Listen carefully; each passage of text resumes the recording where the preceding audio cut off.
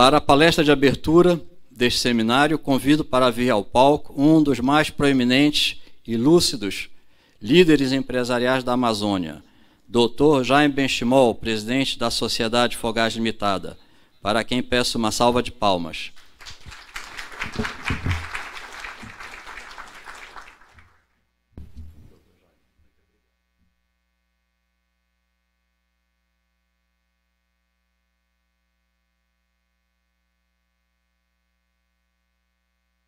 Bom dia a todos. Queria agradecer à Panamazônia pelo gentil convite, aos patrocinadores que estão tornando possível aqui, e saudar os meus colegas que vão falar a seguir. Então, dando as boas-vindas a todos e agradecendo a presença. O que eu vou tentar fazer aqui, nos próximos 30 minutos aproximadamente, é apresentar uma sugestão do que eu considero necessário, uma mudança necessária no modelo da Zona Franca de Manaus. É um novo modelo mental em que nós precisamos assumir uma responsabilidade maior sobre o nosso destino. Essa é a minha tese e é isso que eu vou tentar mostrar para vocês daqui a pouco. Então, são 5 pontos, 5 aspectos aqui. Primeiro, eu vou falar rapidamente sobre os objetivos da criação, para que nós entendamos, relembremos quais são os objetivos e a distância econômica. Esse conceito é absolutamente central para a argumentação. Depois vamos mostrar rapidamente em 2 slides os resultados alcançados e os benefícios gerados para o consumidor brasileiro. Esse é o ponto também central de defesa da Zona Franca de Manaus. Mostrar por que não há alternativas nem a curto, nem a médio e talvez nem a longo prazo para a Zona Franca de Manaus, pelo tamanho que ela ganhou ao longo desses 55 anos. Dá uma olhada nas lições do passado e nas alternativas que nós temos para complementar esse modelo, comentar sobre a redução recente e a ameaça recente ao modelo em razão da redução de impostos federais, como o IPI, por exemplo, e outras ameaças que podem fazer.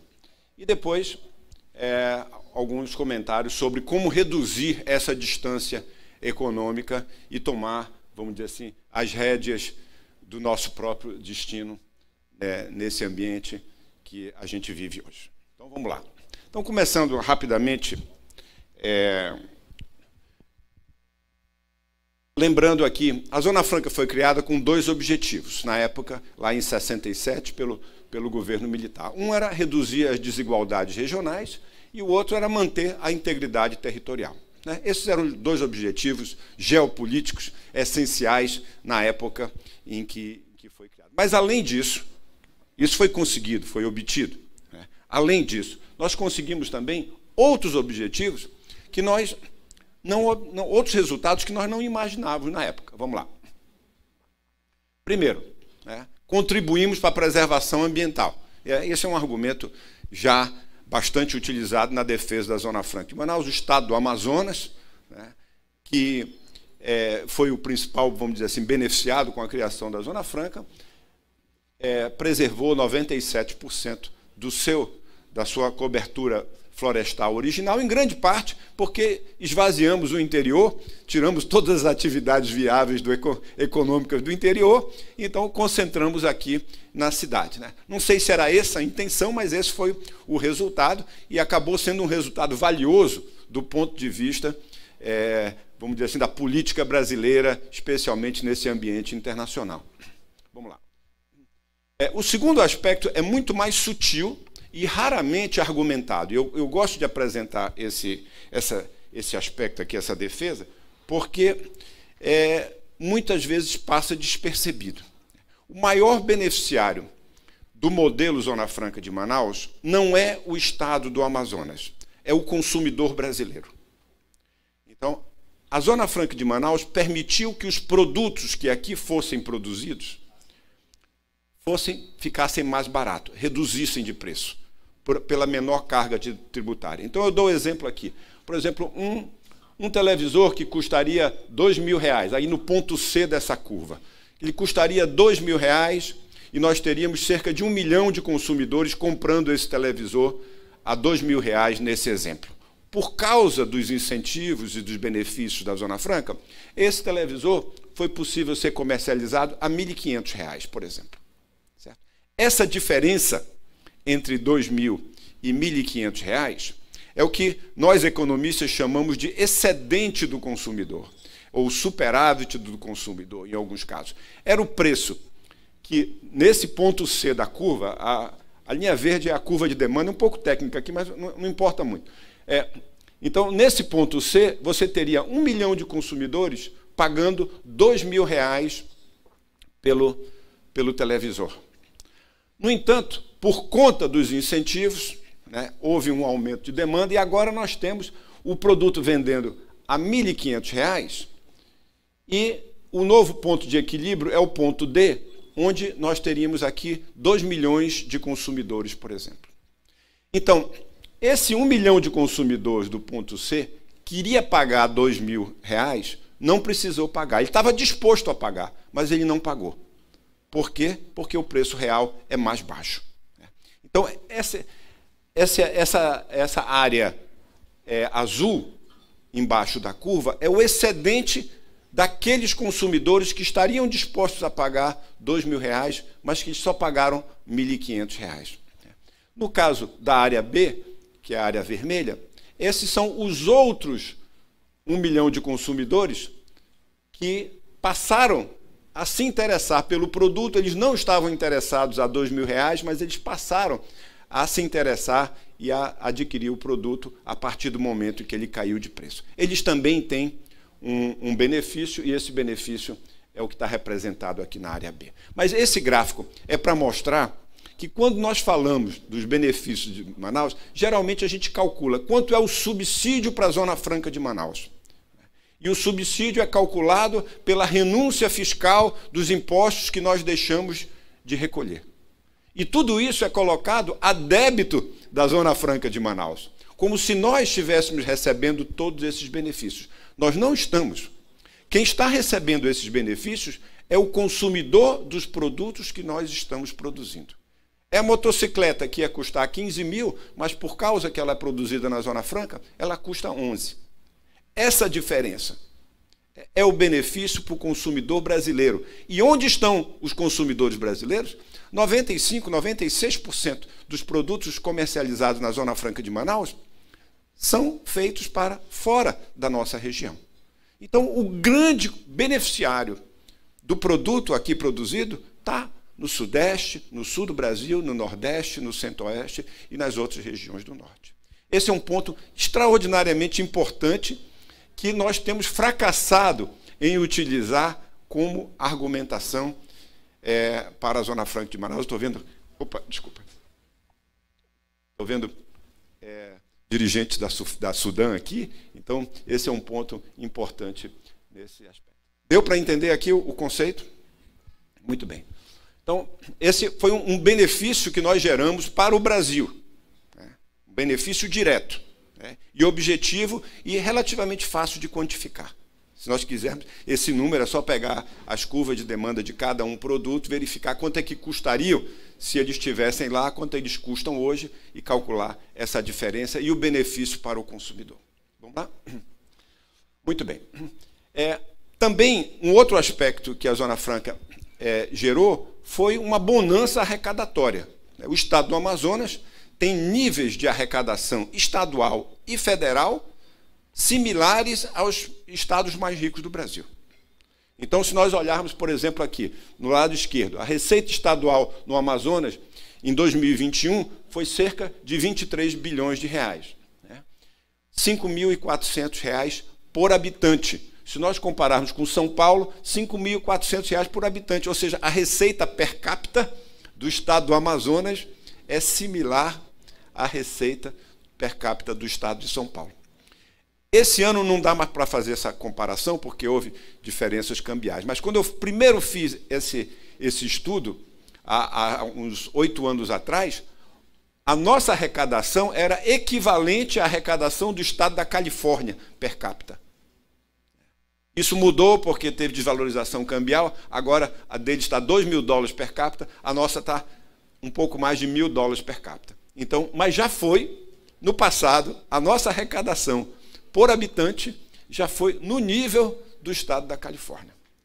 Isso mostra, se nós olharmos, por exemplo, o estado do Pará, que tem uma boa arrecadação e que, na minha opinião, gerencia com mais competência essa arrecadação do estado do Amazonas, tem uma arrecadação de R$ 3.300 por habitante. Então, isso mostra o quanto é que, tecnicamente, estaria sobrando de recursos disponíveis no estado do Amazonas para, como eu disse, tomarmos o destino em nossas próprias mãos, fazermos mais por nós mesmos nesse processo. Aqui também, do lado direito, esse quadro, eu não estou esperando que vocês leiam aqui, apenas para mostrar que ele existe, mostrando aqui que o estado do Amazonas é também um doador de recursos para a União, entre os impostos federais que saem daqui em direção à federação e os impostos que retornam por conta dos fundos de participação de Estado, municípios e as outras transferências estatais. Nós somos o único estado do norte do Brasil que manda mais recursos para Brasília do que recebe de lá. Então, esse é um outro aspecto também muito importante na argumentação em defesa do modelo Zona Franca de Manaus. Muito bem. Então, por que é difícil mudar esse modelo? Eu falei aqui que curto, médio e longo prazo é muito difícil. E aqui eu estou trazendo um exemplo de por que é difícil. O faturamento do polo industrial de Manaus em 2021 em torno de 29 bilhões de dólares.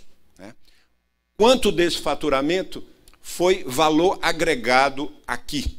Então, o que é o valor agregado aqui? São os salários, são os impostos, são os serviços que são comprados aqui, são os lucros daqueles investidores que moram aqui e etc. Então, aproximadamente, essa aqui é uma estimativa que eu fiz juntamente com outros colegas economistas, aproximadamente 25% do faturamento é valor agregado aqui em Manaus. Então, nós temos agregados na Zona Franca, o PIM agrega ao PIB do Amazonas cerca de 7,5 bilhões de dólares. Esse é o tamanho do que nós precisaríamos substituir em termos de valor agregado. Certo? Se nós tivéssemos, olha, quanto é que precisa gerar de alternativas econômicas, seria da ordem de 7,5 bilhões de dólares. 30% do PIB do Amazonas vem hoje do polo industrial de Manaus. Muito bem.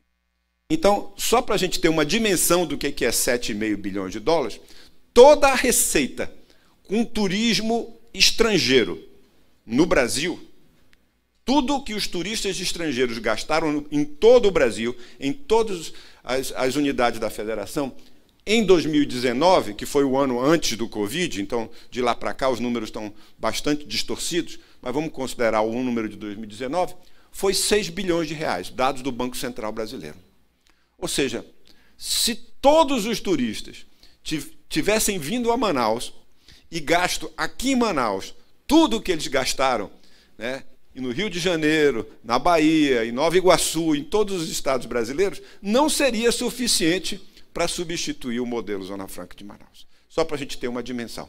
Eu fiz também, no passado, um comparativo com a safra de soja, e hoje os preços de soja subiram, então eles já seriam mais ou menos equivalentes. Mas no passado, até cerca de 2, 3 anos atrás, toda a exportação de soja brasileira, não só de grãos, mas de farelo e de óleo e etc., não seria suficiente para repor o modelo Zona Franca de Manaus. Hoje já é, porque, como eu falei, os preços da soja subiram muito, mas até alguns anos atrás não teria sido. Então, isso mostra a dificuldade que é encontrar substitutos para esse modelo.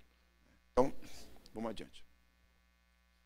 Muito bem. Aqui também eu quero chamar a atenção para algumas lições do passado. Eu sou interessado na Zona Franca já há muitos anos, desde 1980, quando eu concluí o mestrado, já fiz a minha tese sobre a Zona Franca. E eu tirei alguns desses dados dessa tese que eu estava relendo há algum tempo atrás. Observe uma curiosidade. 1960, 7 anos antes da Zona Franca ser criada, 1960, nós tínhamos em Manaus 173 mil habitantes e 8.700 empregos industriais. 5% da população, na época, era empregada nas indústrias. Você vai dizer, mas que indústrias? Nós éramos uma economia industrializada. Então, castanha, borracha, sova, balata, pau-rosa, etc., madeira. Então, tinham todas as usinas, como se dizia no passado. As usinas, aqui na Cachoeirinha era o nosso distrito industrial. Então, as várias usinas de beneficiamento de produtos regionais, com uma vantagem. Nós empregávamos 5% da população de Manaus, mas nós empregávamos muita gente no interior também, né? Na coleta desses produtos, no transporte desses produtos e na triagem, etc. Né? Hoje, perdemos um pouco desse efeito de ligação com a economia regional. Eu não estou propondo que a gente volte para onde nós estávamos antes. O que eu estou constatando aqui é que há uma diferença substancial entre o que as pessoas acham hoje e o que nós éramos efetivamente. Observe que 1975 foi o melhor ano da Zona Franca de Manaus na relação de empregos industriais. Nós tínhamos quase 15% da população empregados na indústria da Zona Franca. De lá para cá, com a automação e a eficiência que se ganhou nas indústrias no mundo inteiro, isso não foi só aqui, então esse emprego foi diminuindo gradativamente essa proporção. Então nós tivemos, em 2012, 120 mil empregos industriais e hoje 103 mil, esses são os dados de dezembro do ano passado, que representam 4,5%, 4,6% da população empregada. Então, curiosamente, hoje, um percentual menor da população trabalha na indústria do que em 1960, antes de nós sermos Zona Franca de Manaus. Com o agravante que, naquela época, 1 em cada 3 pessoas trabalhavam. Então, as pessoas sustentavam muito mais gente do que hoje. Hoje, 1 em cada 2 trabalham, aproximadamente, no Brasil, um pouco mais do que isso. Então, quais são as conclusões disso? A indústria está perdendo a capacidade de gerar empregos no mundo inteiro, com a robotização, com a automação e etc, etc.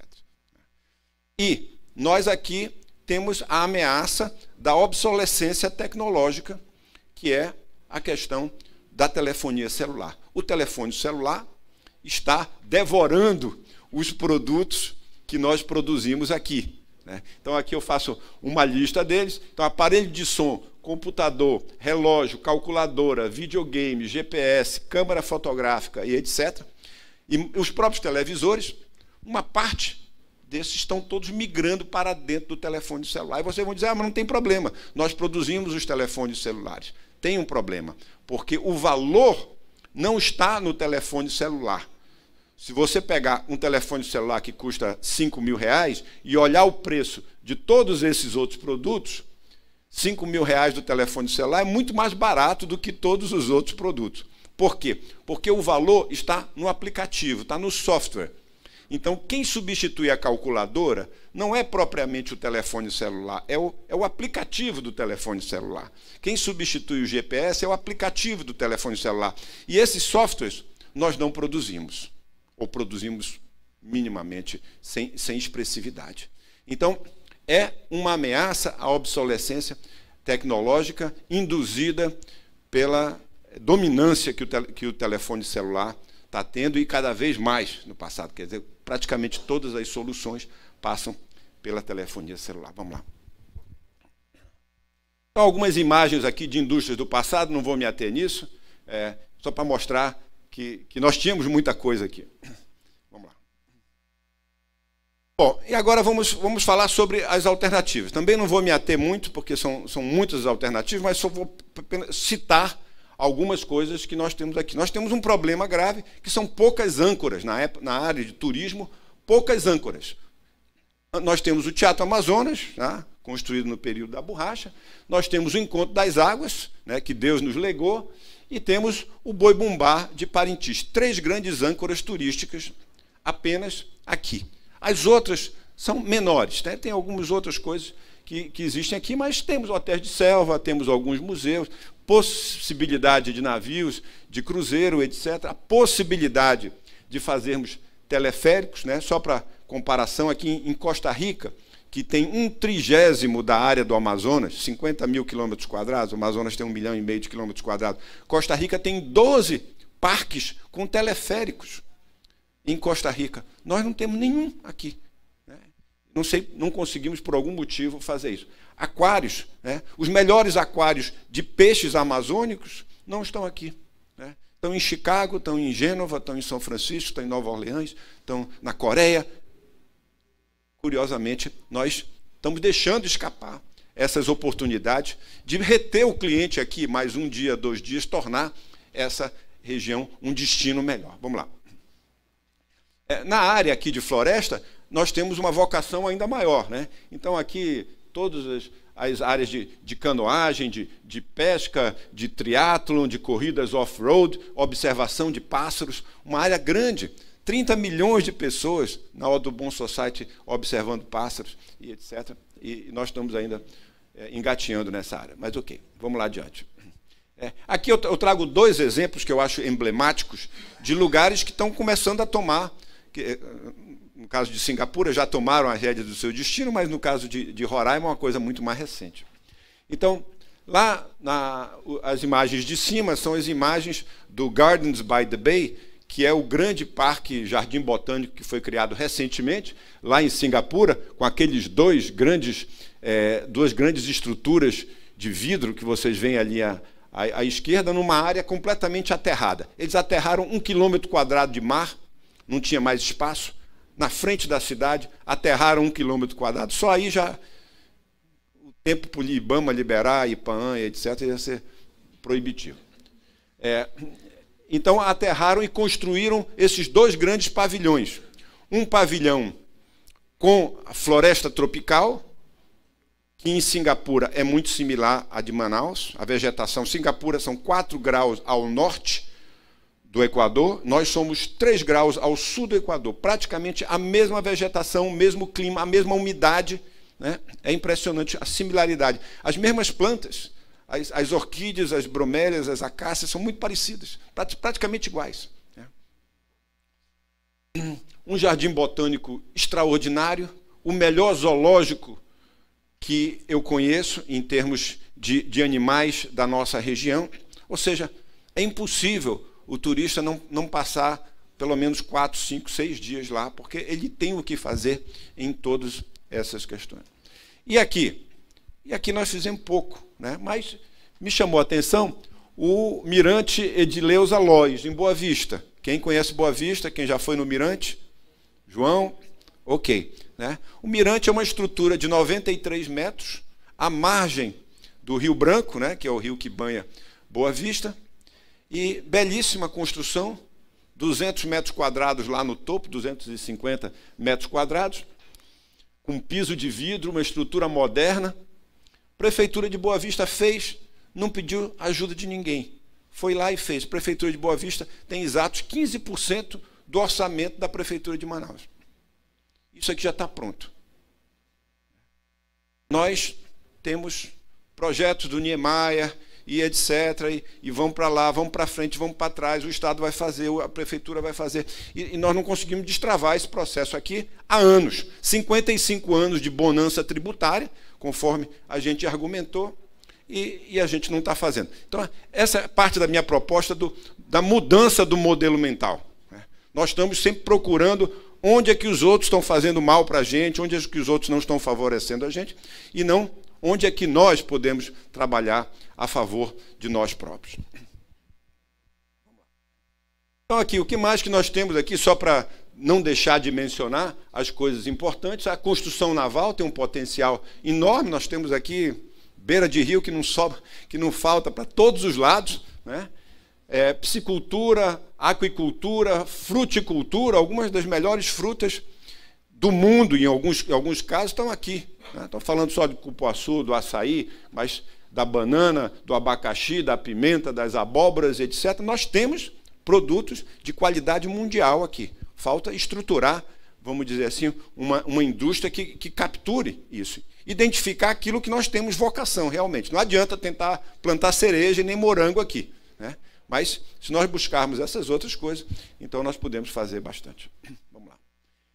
Ainda a indústria de petróleo, que é uma indústria em declínio, mas a indústria de gás não é. A indústria de gás natural, especificamente, e todos os outros derivados do gás natural, é uma indústria em ascensão ainda no mundo.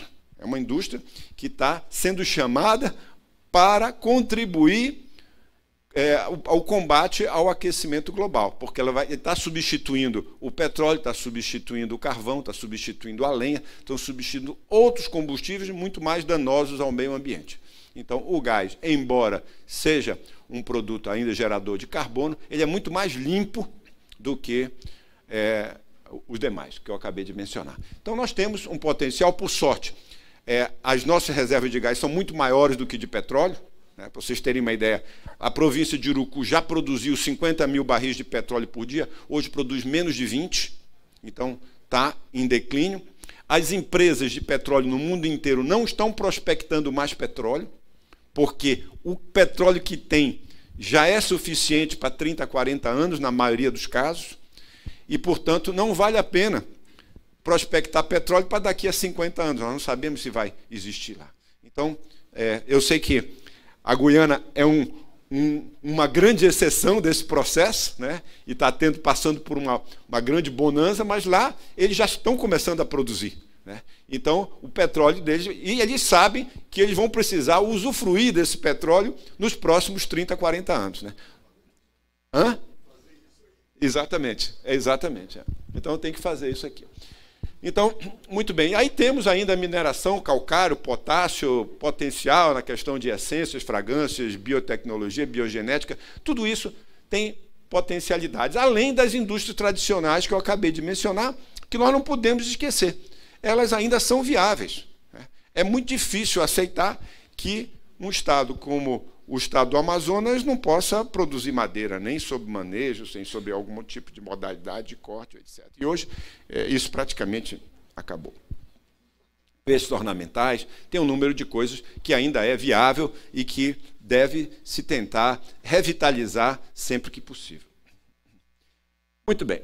Então, antes de entrar na última etapa, falando agora sobre a questão do IPI. Eu estou trazendo o IPI aqui porque ele é um exemplo emblemático do que nós temos que lutar pela Zona Franca de Manaus. É absolutamente válido buscar junto ao governo federal que eles revoguem as medidas ou que eles tornem essas medidas menos nocivas à Zona Franca de Manaus. Eu não estou aqui para argumentar o contrário, né? O que eu estou aqui para argumentar é que essa não é a única ação que precisamos fazer.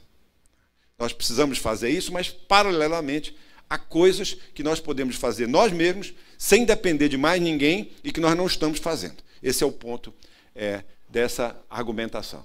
Então, acho que precisa identificar nas empresas. Não acho que esse movimento do IPI vai ser encerrado voltando exatamente para o que era antes, porque a tendência mundial é de redução dos impostos, né? E o Amazonas não vai conseguir impedir que o Brasil ande nessa direção.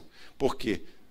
Quando nós reduzirmos os impostos sobre o imposto de renda das empresas, que a Sudam concede esse benefício, vai diminuir a nossa vantagem comparativa da mesma maneira. Se o imposto de renda, a contribuição social, diminuírem de 34 para 25, por exemplo, e aí, o que é que nós vamos fazer? Nós vamos lá em Brasília para dizer para eles aumentarem os impostos dos brasileiros todos, porque nós precisamos manter nossas vantagens competitivas? Vocês acham que isso seria razoável? Então, esse ponto é o ponto. Nós temos já que nos preparar para o que já está vindo aí. Achei até que demorou, para ser sincero. Achava que durante a administração do Paulo Guedes, ele iria avançar muito mais rapidamente na redução de impostos, o que não aconteceu para o mal do Brasil e para o bem da Zona Franca durante esse período. Então, o que é que nós temos para fazer? Após esses 55 anos, é imperativo buscar duas coisas que são essenciais. Melhorar a nossa infraestrutura e buscar alternativas, eficiências na empresa, eficiências no estado do Amazonas, para que nós possamos fazer mais por nós mesmos nesse processo. Vamos lá. E aqui eu já estou... E aqui eu vou trazer só 10 pontos, do que é possível, naturalmente que alguns desses pontos têm algumas objeções, mas, de modo geral, o que é possível fazer? Primeiro, a única, dos 10, o único que eu vou listar que depende do governo federal é esse primeiro, né? Que nós estamos aqui propondo que a gente avance com o asfaltamento, não só da BR-319, o reasfaltamento da BR-319, na verdade, mas como a duplicação da BR-174 para Boa Vista, que hoje já tem um tráfego intenso, e aqueles que utilizam ela sabem que está demorando quase 18 horas de viagem. Num dia de chuva pode demorar até mais, de viagem de Manaus até Boa Vista, porque a estrada, em alguns trechos, simplesmente desapareceu, virou só lama, né? No caso específico de Roraima, é o único caminho de acesso além do aeroporto. Então, é absolutamente essencial. Assim como o balizamento dos rios Amazonas, pelo menos até a entrada da cidade de Manaus, ou até a entrada do Rio Madeira, e o balizamento do Rio Madeira, que é um dos rios de maior impacto econômico aqui na nossa região. Depois do Rio Amazonas, é o rio com maior tráfego, escoa parte da produção de grãos e também todos os produtos que vêm, boa parte dos produtos que vêm via rodoviária chegam até Manaus, ou por Belém, ou por Porto Velho. Então, é absolutamente essencial. O Rio Amazonas e o Rio Madeira teve uma tentativa de balizamento no passado do Rio Madeira, mas isso já praticamente já não existe mais, existe muito pouco, né? Até eu acho que o Grupo MAGE fez uma parte disso, então ficou muito pouco. O que dificulta, nós estamos com o rio da maneira como Deus nos entregou, né? E rio é como uma estrada, um rio sem balizamento é como uma estrada sem asfalto. Você tem dificuldade da navegação noturna, o custo da navegação fica mais alto, então tem um número de situações menos seguro, né? Então, tem um número de vantagens de você ter esse rio balizado. E nós não estamos nem brigando por isso. Nós mobilizamos toda a classe política competentemente, diga-se de passagem, com muita competência, para ir para Brasília no momento que não sei o quê. Falou IPI, corre todo mundo. Eu nunca vi uma caravana de empresários pedir o balizamento dos rios. Nunca vi. E é o meio de transporte mais interessante, mais inteligente, mais necessário, não só para a Zona Franca de Manaus, como para toda a região. Vamos lá. Bom, ainda aqui, outros aspectos que dependem só da gente. Como eu falei, o problema daqui é a distância econômica, não é a distância geográfica, porque a China é muito mais longe de São Paulo do que a Zona Franca de Manaus. Mas eles conseguem entregar o produto lá, certo? O que tem na China que não tem aqui? Tem milhões de coisas que tem lá, mas, essencialmente, eles têm uma estrutura extraordinariamente competente, bem feita e forte na China inteira. Além, claro que gente laboriosa e regras, custos baixos e etc, etc. Mas aqui nós temos, na Zona Franca de Manaus, um problema de distância. Como é que a gente encurta a distância? Com duas coisas. Infraestrutura, que eu já falei, e frete baixo. Comunicação barata. Vamos olhar, então, os custos dos fretes e das comunicações. Já falamos de infraestrutura. O que nós fazemos com as comunicações? Vê bem, o que o Estado do Amazonas faz com comunicação? Comunicação aproxima. O nosso problema é distância, a comunicação nos aproxima. Nós estamos tributando, peguem a conta de internet ou de telefonia de vocês, a tributação é 43% sobre o produto. Eu não estou exagerando. 43%. De cada 100 que você paga, 30 é tributos, 70 é serviço. 30 dividido por 70 dá 42 e uma fração. Certo? 43% é a tributação sobre a comunicação. E nós queremos defender a Zona Franca de Manaus, colocando 43% de tributos na nossa comunicação de dados, nossa comunicação de voz, e etc, etc. Não parece sensato. Por quê? Porque nós não estamos olhando para dentro. Nós estamos olhando só para os outros. O que é que os outros estão fazendo contra a gente? Nós não estamos olhando para cá e dizendo, não, tem alguma coisa insensata que tem aqui. Quanto é que nós tributamos o óleo diesel?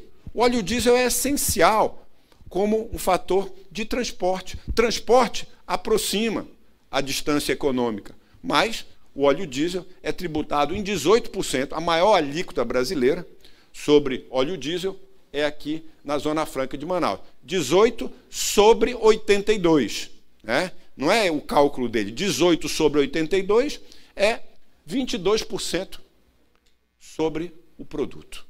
Então, nós estamos tributando óleo diesel com 22%.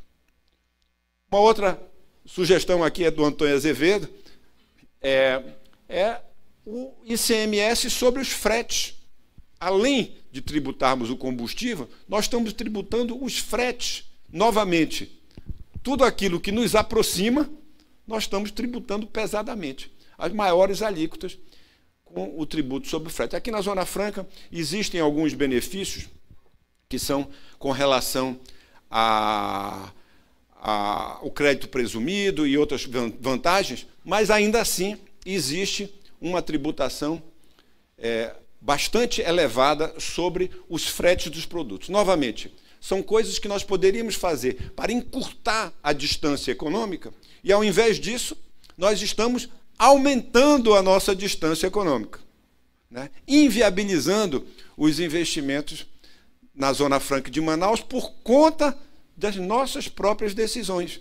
No momento em que o Estado tem excedente de arrecadação, era muito mais fácil nós olharmos para dentro e dizer, olha, há coisas que nós podemos fazer aqui. Nós vamos para Brasília pedir a redução do IPI, podemos ir.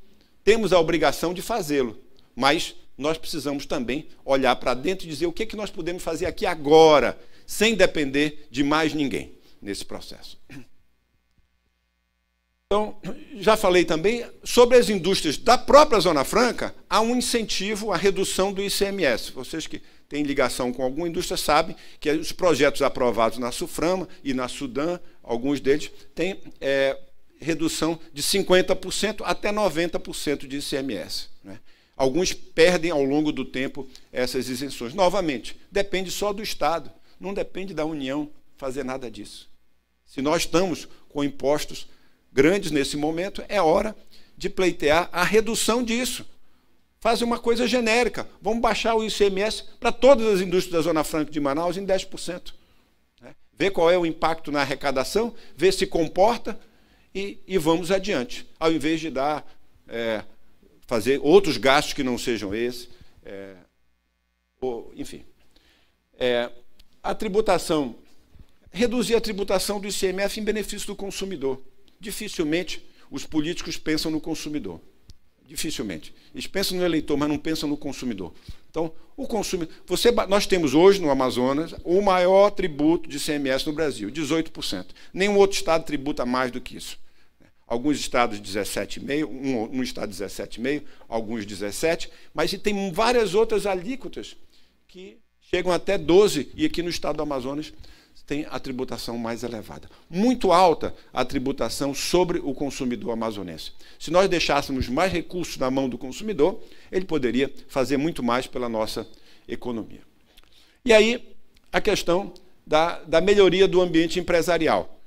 Com toda sinceridade, na nossa empresa nós atuamos em 10 estados, e eu tenho vergonha de dizer que o estado do Amazonas é onde nós temos o pior ambiente empresarial dentre esses 10 estados onde nós atuamos. Não que nós sejamos maltratados, não. Simplesmente é que, efetivamente, nós temos muita demora nos processos de licenciamento. Então, aquilo que é necessário para começar a fazer um negócio, a operar, é caríssimo. E nós temos que lembrar aqui, quando os juros, Selic estava 2%, você esperava 6 meses para obter a licença, então tinha um custo.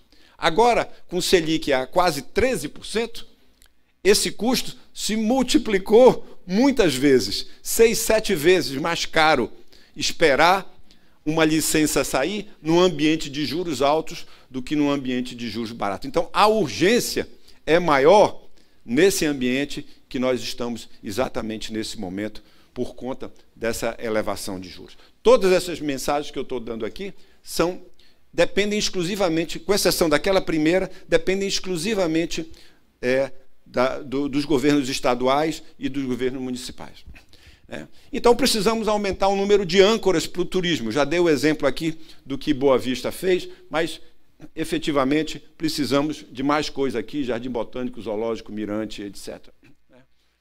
E priorizar, e quando eu digo precisamos dessas outras coisas, precisamos viabilizar que esses investimentos sejam feitos pela iniciativa privada. Não há mais espaço.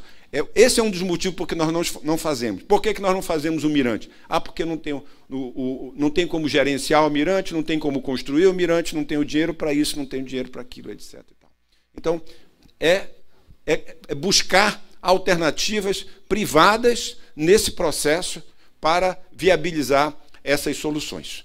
E aqui vai, mais uma vez, nós nos reconciliarmos com o capitalismo nesse processo. Eu achei que nós tínhamos feito isso 4 anos atrás, mas não foi exatamente como a gente imaginava.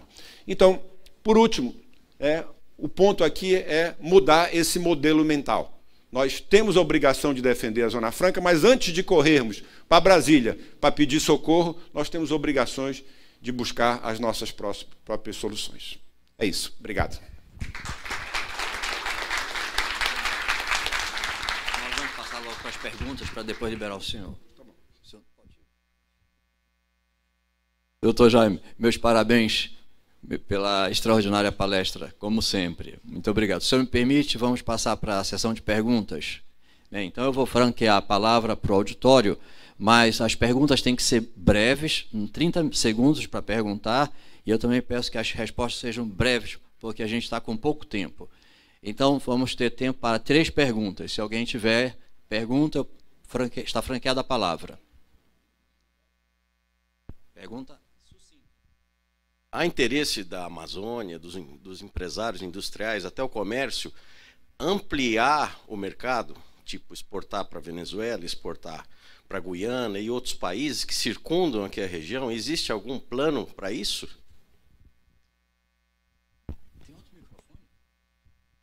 Já existe, houve um grande esforço durante o período de escassez de dólares, em que o Brasil não tinha, vamos dizer assim, abundância de reservas, em buscar essas exportações. Eu me lembro que, acho que hoje as nossas exportações anuais são aí da ordem de entre 100 e 200 milhões de dólares apenas. Talvez seja um pouquinho mais, eu esteja desatualizado com esse número. Mas, efetivamente, essa era uma necessidade. Nós exportávamos para a Argentina, exportávamos para aqui, para os países andinos, de um modo geral. E o ideal é que as empresas ganhem eficiência para exportar para qualquer lugar do mundo. Então, esse é o desafio. Todos os lugares do mundo onde foram criados essas zonas francas, todos os lugares do mundo, elas têm um caráter transitório. O caráter transitório é da indústria infante. Olha, é uma indústria inicial. Então, ela precisa de um empurrão inicial e depois de 10 anos, 15 anos, 20 anos, ela caminha por si só. No nosso caso, nós completamos 55 e ainda não conseguimos deixar de usar esse apoio que continua sendo essencial. E, por isso, não temos ainda competitividade mundial.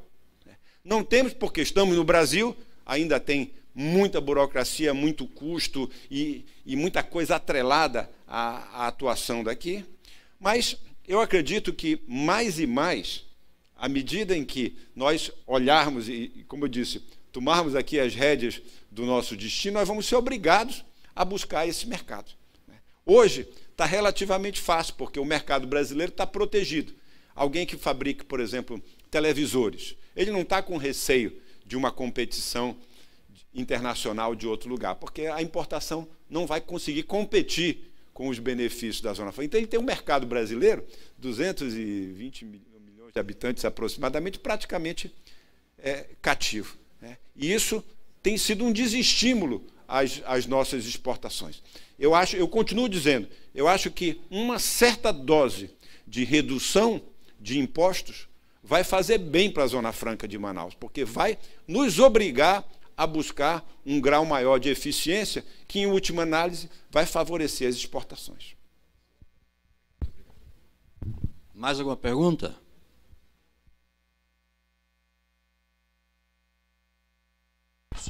Sucinto, tudo bem.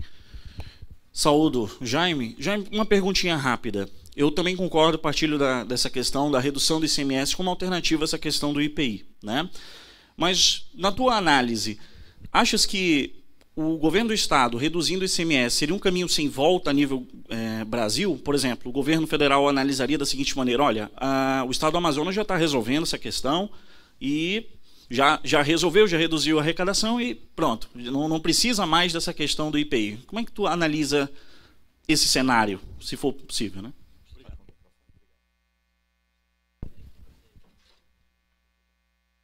Eu acho que é exatamente o que você falou, né? Quando o Estado do Amazonas se tornou adulto e está buscando uma solução própria. Eu acho que isso seria mais um elogio do que uma crítica, né? Eu não vejo nenhum problema com esse conceito. Acho que sim, você está certo, que vai nos obrigar a adotar permanentemente essa situação. Mas isso é muito melhor do que desperdiçarmos esses recursos em outras atividades que não estão fazendo nada pela nossa economia. Pelo menos aqui, à medida em que, se vamos imaginar que o Brasil reduza o IPI, como aconteceu, em 25%, depois uma parte foi para 35%, parece que nessa mudança para 35% excluíram uma parte dos produtos da Zona Franca. Mas esse é um bom exemplo, né, do que efetivamente estaria ao nosso alcance de compensar. Eu continuo achando que é preciso lutar pelo modelo, mas, paralelamente, é preciso tomar algumas ações aqui e, assim, enfrentar essa situação. Nós não podemos ficar dependentes disso a vida inteira. Já está há 55 anos. Para sempre. Não é essa a ideia. A ideia da criação de todos esses, que eles chamam esses tax holidays, de um modo geral, por exemplo, Porto Rico. Quando eu fiz a minha tese sobre a Zona Franca, eu pesquisei várias Zonas Francas no mundo. E, por exemplo, a Zona Franca de Porto Rico, que tem uma Zona Franca lá, eles dão 10 anos de redução tributária, né? A própria Sudã, ela dá gradualmente, você vai diminuindo com o tempo, tem muitas isenções que são graduais, que com o tempo vão desaparecendo. Por quê? Porque à medida que você amortiza os investimentos, à medida em que você efetivamente conquista o seu espaço no mercado, você precisa de menos apoio. É como uma empresa que já se firmou, né? No momento que você já está afirmado, você precisa de menos apoio. E esse conceito nós não adotamos. Ao longo da nossa história, nós somos os mesmos infantes que nós éramos há 55 anos atrás. Então, esse é um problema. Muito obrigado. A última pergunta, se alguém tiver. Bem, não tem mais perguntas, então eu reitero meus agradecimentos, doutor Jaime. Muito obrigado. Vamos tirar uma foto aqui, doutor Jaime. Uma foto, por favor.